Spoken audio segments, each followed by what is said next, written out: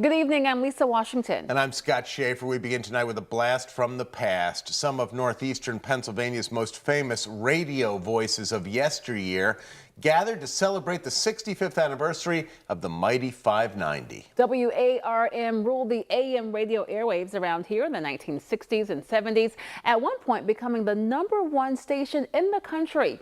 Tonight, folks turned out to remember some of their old favorites. Newswatch 16's Jack Culkin is just back from Warmland. Jack. Lisa in Scott, is it hot enough for you? Because it's only warm for me. At least that's what fans say they remember most after the radio show that featured news, sports, and rock and roll that started lighting up the AM airwaves 65 years ago.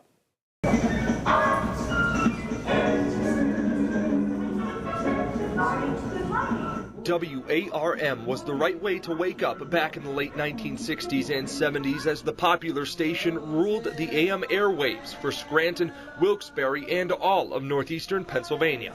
I had everything I wanted. I'm strictly a rock and roller, you know. Is it hot enough for you? The once #1 radio station in the nation celebrated its 65th anniversary Thursday night. A crowd of more than 100 got to see a documentary that showed the station's climb to the top and how the voices of Tom Woods and Rob Neihardt helped it stay there. This is the Tommy Wood Show, and you'd hear a thing, they'd timber, and a tree would fall over. It's Woods in Warmland. And let me in, wee-oop, wee-oop. They had all the rock you wanted. Just an honor to be part of it. And 65 years later, to even be part of this is amazing. Although it's no longer sending out broadcasts, the mighty 590 is still cherished by its once daily listeners like Nancy Evaskitis Albert.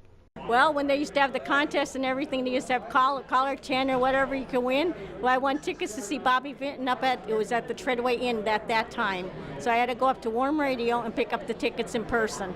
Bobby Day was the go-to guy for sports in Warmland from the late 1960s to the day WARM shut down. Decades, he says, he'll never forget. We were the #1 sports station in Warmland, the #1 news station in Warmland, and the #1 station, period. Warmland is Warmland. It'll always be Warmland.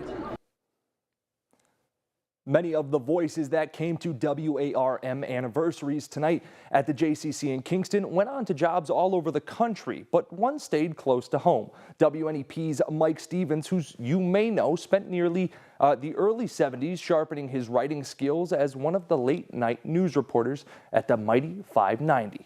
Jack Culkin, Newswatch 16.